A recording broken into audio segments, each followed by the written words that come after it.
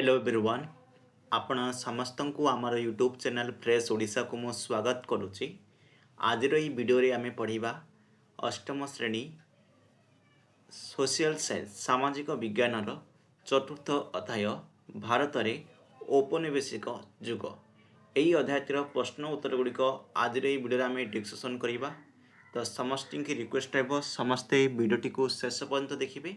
वीडियोटी को शेष पर्यंत देखले कम्प्लीटली तुम्हें प्रश्न उत्तर गुड़िक बुझीपर। एवं वर्तमान पर्यंत जो मैंने आम व्हाट्सएप ग्रुप रे जॉइन होना व्हाट्सएप ग्रुप रे जॉइन हो जाओ। व्हाट्सएप ग्रुप लिंक आपण मानकू ए वीडियो डिस्क्रिप्शन बॉक्स में मिल जाए। से कौन तुमको आगे पीडीएफ मिल एमसीक्यू क्वेश्चन मिल नोट मिल सब व्हाट्सएप ग्रुप रे मिल। तेणुक समस्त व्हाट्सएप ग्रुप रे जॉइन हो जाओ। तो चलतु डेरी करवानी स्टार्ट करवा क्वेश्चन आंसर गुड़िक डिस्कसन कर। तो प्रश्न आउ अभ्यास कार्य प्रथम प्रश्न कौन रही उपनिवेशवाद कौन। यही अध्याय को भित्ति करी किंबा तुम निज ज्ञान रु एक संपर्कित तीनोटी संज्ञा प्रदान कर। प्रथम आम उपनिवेशवाद कौन जाना तापर तीनोटी संज्ञा प्रदान करवा। पिला माने उपनिवेशवाद कौन देख अन्य एक देश निजर राजनैतिक आर्थिक और सामरिक शक्ति व्यवहार करी एक देश बा अंचल को निज अधीन रखी तार शासन और संपद उपर नियंत्रण करने को आम उपनिवेशवाद बोली कहिबा। आउ थे कौन पिला माने अन्य एक देश निजर राजनैतिक आर्थिक और सामरिक शक्ति व्यवहार करी एक देश बा अंचल को निज अधीन रखी ताहार शासन और संपद उपर नियंत्रण करने को उपनिवेशवाद बोली कहुए। बुझीपार वर्तमान तीनोटी मु संज्ञा कौच। तीनोटी संज्ञा कौन देख शक्तिशाली देश द्वारा अन्य देश को अधीन करी शासन करने होची उपनिवेशवाद। कौन शक्तिशाली देश द्वारा अन्य देश को अधीन करी शासन करने होची उपनिवेशवाद। अन्य देशर भूमि संपद और लोक मान उपरे विदेशी शक्तिर राजनीतिक और आर्थिक नियंत्रण होची उपनिवेशवाद। आउ गोटे कौन निजर स्वार्थ पई एक देश अन्य देश को दखल करी तार शासन व्यवस्था को निज अधीन करने को उपनिवेशवाद कहुए। तीनोटी संज्ञा प्रदान कली उपनिवेशवाद कौन कहली से कहली पे यहीपरि भाव में तुम्हें एक नंबर क्वेश्चन आंसर गुड़िक लिखिपार। ओके एवं दुई नंबर को जीवा। दुई नंबर कौन कह देख उपनिवेशवादी शासक माने प्रायतः दाबी करथिले जे उपनिवेशर शासित लोक मानकु सभ्य करने आमर लक्ष्य। कौन कहते उपनिवेशवादी शासक माने प्रायतः दाबी करथिले जे उपनिवेशर शासित लोक मानकु सभ्य करने आमर लक्ष्य। यही अध्याय आधार में तुम्हें चिंता कर जे यही उक्ति कौन पाई भारत पाई ठीक थिला। देख कहीं नुहे बोली सी पचार यही दाबी को भारत पर संपूर्ण ठीक बोली कहुई पार नहीं पिला। कहीं देख ब्रिटिश शासक माने भारतीय मानकु सभ्य करने आधुनिक शिक्षा आईन देवाक निजर लक्ष्य बोली कहते। तेबे सेमानक मुख्य उद्देश्य थिला भारतर राजनैतिक नियंत्रण और आर्थिक संपद को लाभ करने। पिला माने कहते गोटे किंतु लक्ष्य थिला आ गोटे। पिला माने रेल टेलीग्राफ आधुनिक शिक्षा आईन व्यवस्था भली किसी जो परिवर्तन भारतीय समाज को लाभ देथिला किंतु यही व्यवस्था गुड़िकर अनेक अंश ब्रिटिश प्रशासन और वाणिज्यिक स्वार्थ को मध्य सेवा देखा। पिलाने तेणु सभ्य करने दाबीटी उपनिवेशवाद को न्यायसंगत कर एक जुक्ति थिला। बुझीपार क्लीयर है। ओके चलो नेक्स्ट जा। नेक्स्ट कौन तीन नंबर कौन कही भारत को उपनिवेश करिबारे किपरि ब्रिटिश आभिमुख्य पोर्तुगीज और फरासी मानकु भिन्न थिला। से कौन कही भारत को उपनिवेश करिबारे ब्रिटिश आभिमुख्यटा पोर्तुगीज और फरासी मान किपरि अलग थिला बोली पचारि।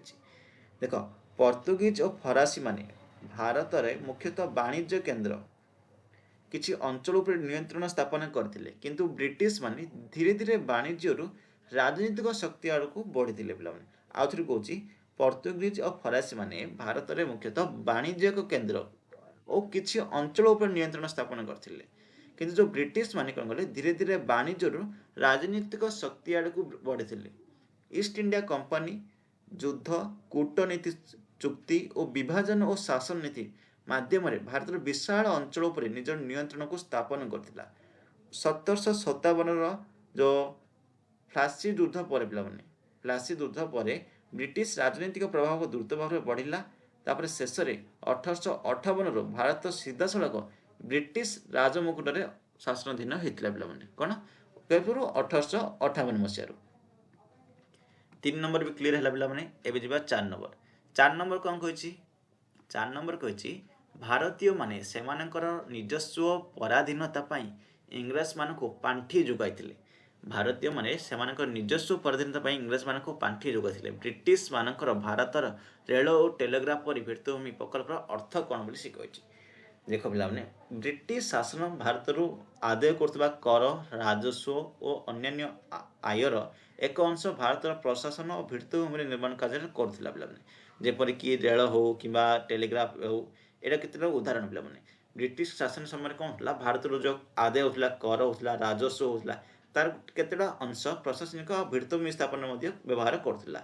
କେତେଟା ଉଦାହରଣ ମଧ୍ୟ କ'ଣ, ରେଳ ଦ୍ୱାରା ବ୍ରିଟିଶମାନେ କ'ଣ କରୁଥିଲେ, ସୈନିକମାନଙ୍କୁ ଶୀଘ୍ର ଗୋଟିଏ ସ୍ଥାନରୁ ଅନ୍ୟ ସ୍ଥାନକୁ ପଠାଇ ପାରୁଥିଲେ, କଞ୍ଚାମାଲ ମନ୍ଦିରକୁ ଶୀଘ୍ର ନେଇପାରୁଥିଲେ, ବ୍ରିଟିଶ ନିର୍ମିତ ସାମଗ୍ରୀ ଭାରତକୁ ବଜାରକୁ ପହଞ୍ଚାଇ ପାରୁଥିଲେ, ସେସବୁ ଥିଲା ପିଲାମାନେ।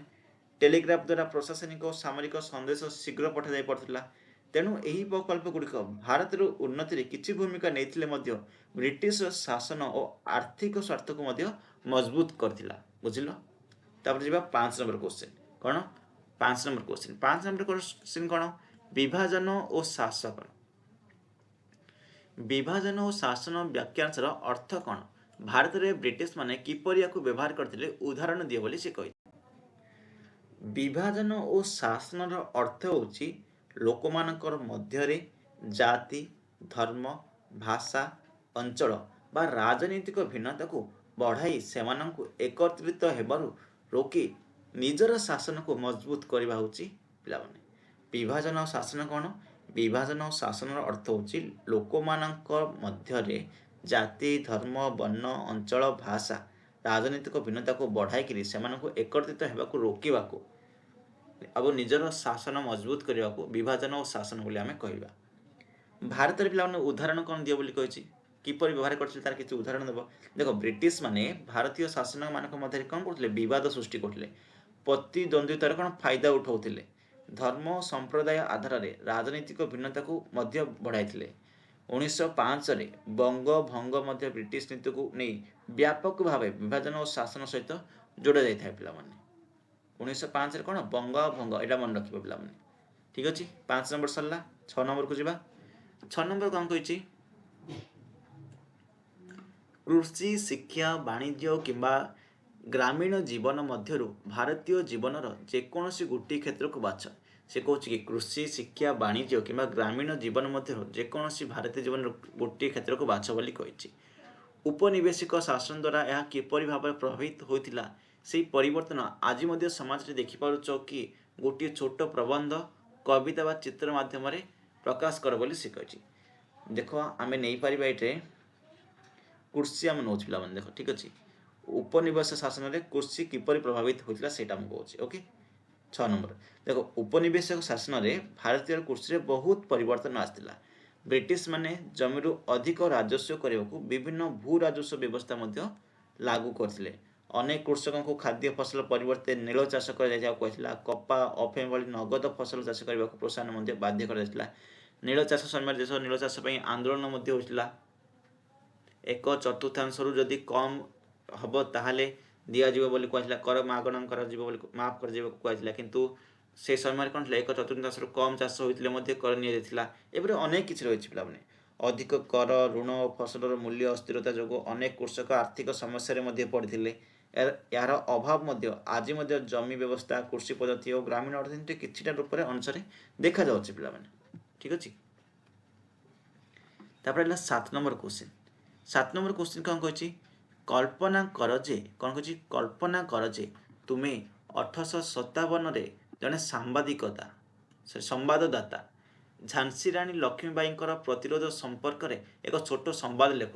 ମୁଖ୍ୟ ଘଟଣାବଳୀ ଏବଂ ନେତାଙ୍କର ଗୁରୁତ୍ୱ ଦେଇ ବିଦ୍ରୋହ କିପରି ଆରମ୍ଭ, ପ୍ରସାରିତ, ସମାପ୍ତ ହେଲା ଏକ ସମରୀକ୍ଷା ବା ଷ୍ଟୋରିଂ ବୋର୍ଡ ଗଳ୍ପ ଫଳକ ମାଧ୍ୟମରେ ଦର୍ଶା ବୋଲି କହିଛି।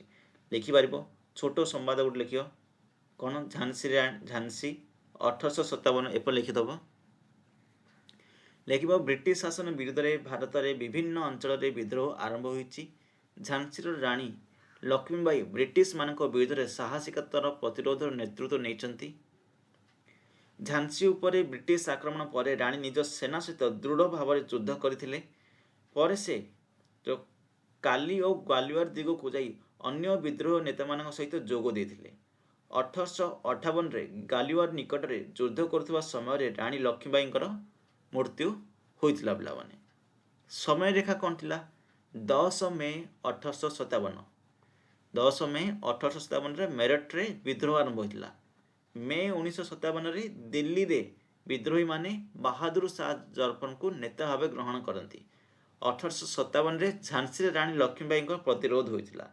1858 ब्रिटिश माने झांसी को दखल करते 18 जून 1858 राणी लक्ष्मीबाई मृत्यु होता 1858 ब्रिटिश माने विद्रोह को मुख्यतः दमन करते 8 नंबर पिला 8 नंबर कौन कही 8 नंबर कही कि भारत केबे यूरोपीय शक्ति मान द्वारा उपनिवेश हो नथिला मनक एक विकल्प इतिहास कल्पना कर भारत किपर निज बाटर विकसित हो पारि से संपर्क में 3000 शब्द मध्य एक संक्षिप्त कहानी लेख बोली से कही पे लिखिपर जदि भारत यूरोपीय शक्ति मान द्वारा उपनिवेश हो न तेबे भारत विकास एक भिन्न मार्ग हो पारि विभिन्न राज्य और शासक माने परस्पर सहित युद्ध करने परिवर्ते वाणिज्य शिक्षा सुरक्षा एक संघ गठन कर पारते भारतीय व्यवसायी माने समुद्र पथरे आफ्रिका आरब देश दक्षिण पूर्व एशिया सह वाणिज्य आहुरी विकसित करते भारतीय विज्ञान गणित चिकित्सा हस्तशिल्प नूतन ज्ञान सह मिसी आगू बढ़ी पारता शिक्षा क्षेत्र में पुरातन भारतीय शिक्षा पद्धति सहित नूतन विज्ञान प्रजुक्तिर समन्वय होता भारतीय भाषा गुड़िक उच्च शिक्षार विकास हो पारता कृषि कृषक मान आवश्यकता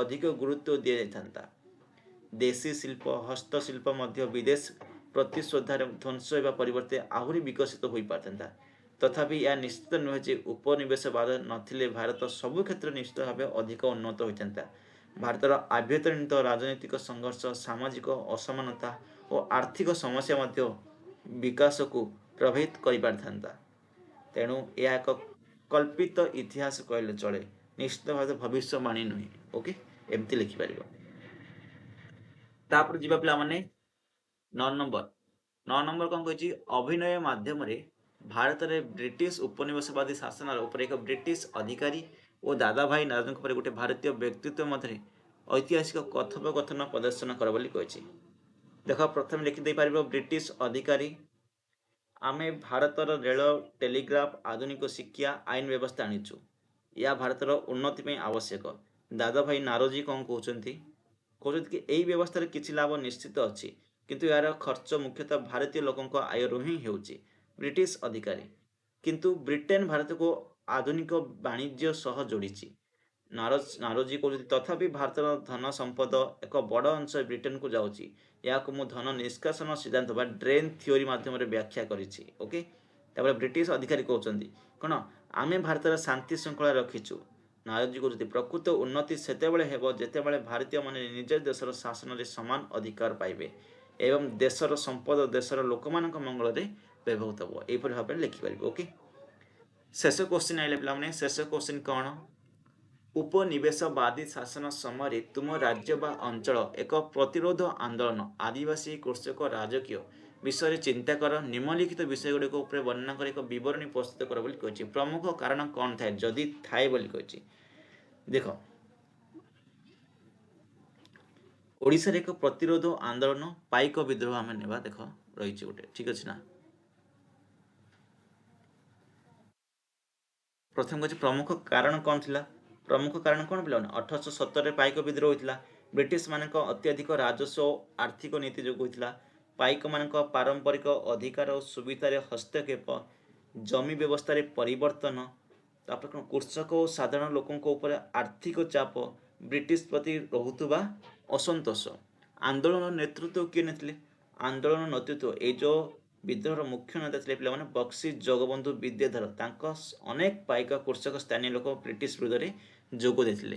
ସେମାନଙ୍କର ଦାବି କ'ଣ ଥିଲା? 3 ନମ୍ବର ଅଛି ସେମାନଙ୍କ ଦାବି କ'ଣ ଥିଲା? ପାଇକମାନେ ନିଜର ପାରମ୍ପରିକ ଅଧିକାର, ଜମି ଫେରାଇବା, ଅନ୍ୟାୟ ରାଜସ୍ୱ ବ୍ୟବସ୍ଥାକୁ ମୁକ୍ତି, ବ୍ରିଟିଶ ଶାସନର ଅନ୍ୟାୟକୁ ପ୍ରତିରୋଧ କରିବାକୁ ଚାହୁଁଥିଲେ।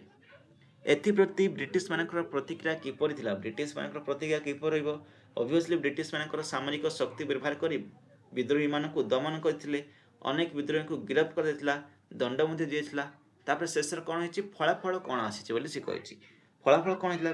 ବିଦ୍ରୋହ ସାମରିକ ଭାବରେ ଦମନ ହୋଇଥିଲେ ମଧ୍ୟ ଏହା ଓଡ଼ିଶାର ବ୍ରିଟିଶ ଶାସନ ବିରୋଧୀ ପ୍ରତିରୋଧରେ ଏକ ଗୁରୁତ୍ୱପୂର୍ଣ୍ଣ ଅଧ୍ୟାୟ ହୋଇ ରହିଛି। ବକ୍ସି ଜଗବନ୍ଧୁ ଓଡ଼ିଶାର ପ୍ରତିରୋଧ ଇତିହାସର ଜଣେ ପ୍ରମୁଖ ବୀର ଭାବରେ ସ୍ମରଣୀୟ ଆଜି ମଧ୍ୟ ହୋଇ ରହିଛନ୍ତି ପିଲାମାନେ। ଦେଖ 10ଟା କ୍ୱେଶ୍ଚିନ୍ ଥିଲା ପିଲାମାନେ, 10ଟା କ୍ୱେଶ୍ଚିନ୍ ମୁଁ କରିଦେଇଛି। ଯଦି ଆର ତୁମେ PDF ନୋଟ୍ ଚାହୁଁଛ, କ୍ୱେଶ୍ଚିନ୍ ଆନ୍ସର ମଧ୍ୟ PDF ଚାହୁଁଛ, ଆମର ହ୍ୱାଟ୍ସଆପ୍ ଗ୍ରୁପ୍ରେ ଜଏନ୍ ହୋଇଯାଅ। ହ୍ୱାଟ୍ସଆପ୍ ଗ୍ରୁପ୍ର ଲିଙ୍କ୍ ଏହି ଭିଡ଼ିଓର ଡେସ୍କ୍ରିପ୍ସନ୍ ବକ୍ସରେ ଆଭେଲେବଲ୍ ଅଛି, ତାକୁ କ୍ଲିକ୍ କରି ହ୍ୱାଟ୍ସଆପ୍ରେ ଜଏନ୍ ହୋଇଯାଅ, ସେଠାରୁ ତୁମେମାନେ PDF ପାଇପାରିବ। ଓକେ, ଠିକ୍ ଅଛି, ପୁଣି ମିଶିବା ନେକ୍ସଟ ଭିଡ଼ିଓରେ। ଯଦି ଭିଡ଼ିଓଟି ଭଲ ଲାଗିଥାଏ ଭିଡ଼ିଓଟିକୁ ଲାଇକ୍ କରନ୍ତୁ, ସେୟାର କରନ୍ତୁ ଏବଂ ସବସ୍କ୍ରାଇବ୍ କରନ୍ତୁ।